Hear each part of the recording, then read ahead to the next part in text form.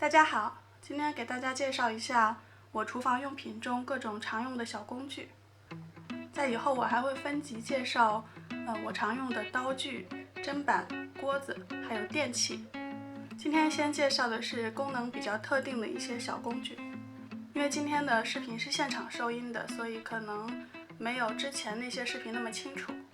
一会儿我会讲解一下每一个工具的用途，还有在选购的时候需要注意的地方。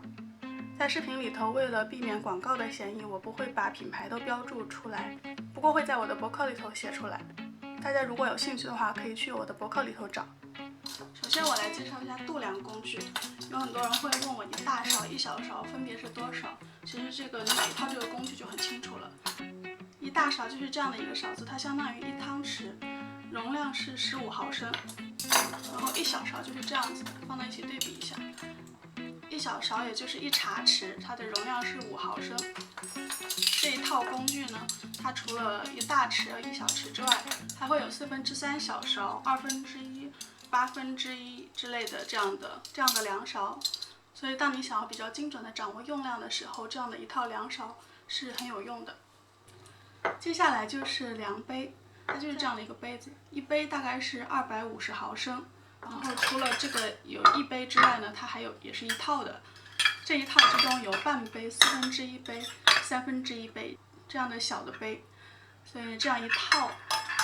有了之后呢，你就可以比较清楚的知道那个菜谱里头给出的量到底是多少。此外呢，还有一个这样的量杯，就是上面会有刻度的，刻度上会告诉你有多少毫升，这样子。它比较好的一个设计是，看它的里面也是有刻度的，所以当你往里头放入液体的时候，你只要俯视就可以知道它到底是有多少毫升，而不需要这样再侧着拿过来读这个刻度。然后是压算器，我个人认为这个是所有小工具里头最重要的一个。一个好的压算器可以给你带来很多的方便。首先在材质上，我建议压算器最好是买整体都是不锈钢的，也就是说它这个所有的部件，每一个接头全部都是不锈钢做的，这样的比合金的或者是塑料的压算器要结实得多。我曾经用过一个合金的压算器，它用了一段时间之后，就在这个接口处断掉了，所以还是整体不锈钢的它更耐用一些，因为压算器你使用的频率会非常的高。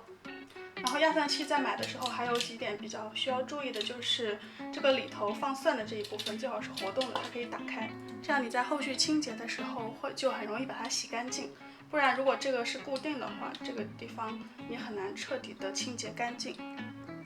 然后因为压算器它是一个用起来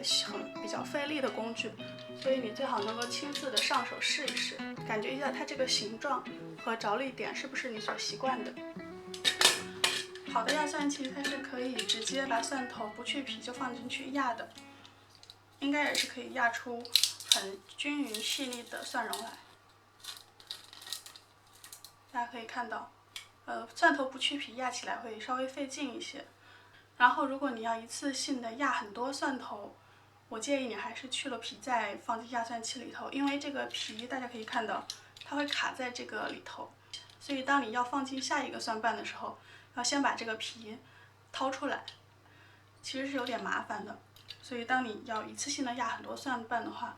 我推荐还是去了皮之后，然后依次的放进去。这个压算器在选择的时候也要注意一下这个孔洞的大小，它决定了你压出来的这个蒜蓉的细腻的程度，太大和太小都不合适。然后就是它对这个蒜头的利用率，可以看到这个带皮的蒜头被压过之后非常的扁，所以它浪费的比例是很小的。以上差不多就是在选购压算器时需要注意的几点吧。下面是几个比较有用的小工具。首先是这个温度计。这个温度计有很多种，有很多就是像一根针一样，然后上头有一个让你读温度的一个表盘。我的这个呢，它是和锅铲合在一起的，就是可以分开。分开之后呢，它就是这样的一个温度计，这个地方可以读温度。然后这个前面是金属的一根针，你可以把它插到肉里头，或者是插到蛋糕里头去读取那个温度。然后如果把它和这个铲子合为一体的时候呢，就可以在比如说你要煮果酱或者是煮糖浆的时候，就可以边在锅里头铲，然后边来读这个温度，所以还是比较方便的。下面这个呢是刮鱼鳞的小工具，这个工具呢它也是比较好用的地方，我觉得是在于它这上面有一个塑料的盖子，所以当你在刮这个鱼鳞的时候，鱼鳞会被收集到这个里头来，不会喷得到处都是。然后你要洗的时候可以把它拆开。下面这个呢是一个看起来很不起眼的东西，但是我也觉得它是非常有用的，就是一个这样的塑料刮板，它是比较软的这个塑料的材质，有一头是这样圆弧的形状。这个刮板呢，就是让你可以在和面的时候非常的有用。比如说那个面团粘在盆子里头的时候，就可以拿这个刮板去刮那个盆子，或者是面团粘在案板上的时候，也可以用这个刮板从下面这样去铲。所以呢，它很不起眼，也很便宜，但是非常的好用。下面再介绍一个在煮肉炖汤的时候很有用的工具，就是这样的一个勺子，它的前面是很细密的这种网状，所以它可以去掉锅表面的浮油，也可以去掉汤里的浮沫，而你不会损失掉太多的那个汤。这个勺子具体叫什么我不是很清楚，可能叫分油勺吧，回头我查一下，也会写在博客里头。下面是几个处理水果专用的工具，首先是处理柠檬，这里有一个专门刮柠檬皮屑的工具。这个柠檬皮屑当然你可以用细擦板来擦，不过也有这种专门的工具，它的好处是可以擦出比较长的皮屑来，就是这样，看到了吧？就是会这样擦出比较长、比较完整的这种柠檬的皮屑。除了柠檬以外，任何的柑橘类水果都可以。我也用这个工具做过柚子茶，效果也不错。然后就是挤柠檬汁的工具，这个柠檬汁呢，你当然也可以用手这样挤，就是这样的一个器具。你把柠檬放在这个里头，或者可以反着放，它的出汁率会更高。然后这样压下来，这样压下来。柠檬汁就被挤出来了。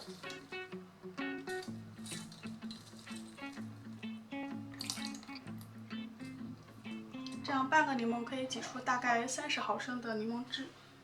出汁率还是不错的。下面要介绍的这个是一个使用率不太高，不过做某些特定的是很有用的，就是去樱桃核的工具。就是这样的樱桃，它里头有一个核嘛，所以当你想要去核的时候，就把樱桃放在这个孔里头，这里有一个金属杆，把它戳进去，核就出来了。它下面带一个这个塑料的盖子，是防止这个樱桃汁会到处喷溅的。然后这个樱桃核就很完整干净的出来了。然后这个去了核的樱桃就是这样子。这个工具当你就是要大量处理樱桃，比如说做樱桃果酱的时候，是很有用的。最后一个就是给苹果去核的工具，就是这样的一个东西。它的前面这一端呢是有锯齿状的，方便你插入到苹果中间，然后中间有一个洞，这样从苹果的这个地方插进去，然后一边转一边出来，卡在这个工具里头了。这个东西也是在你要大量处理苹果，比如说做苹果派的时候，它会派上用场。下面讲这个研磨的工具，也就是石臼。这个工具在选择的时候呢，就是注意一下这个杵和这个内壁的接触面，能够比较紧密的接触到这个内壁就可以了。下面这个工具是用来压土豆泥的，它使用的时候就是把土豆放在下面，然后用这个东西去把土豆压成泥。这种工具呢有很多的形状，选择也很多。使用的时候呢，就是挑选比较结实的就行了，因为这个也是你需要很用力的去使用的一个工具。然后这个是用来磨浆泥的小碟子，它这个上面有一些小小的凸起，然后把浆放在上面就可以把浆磨碎，磨成浆泥。再来就是这个胡椒和盐的研磨器，这两样通常是一套的，一个用来放盐，一个用来放胡椒，就是它一般是把表面的这样一个盖子掀起来，然后里头这个东西就可以打开。打开了之后就可以往里头装胡椒或者盐进去。然后它的粗细程度通常是可以调节的，就是你这个头上这个钮，这样就是比较粗的，可以看出来。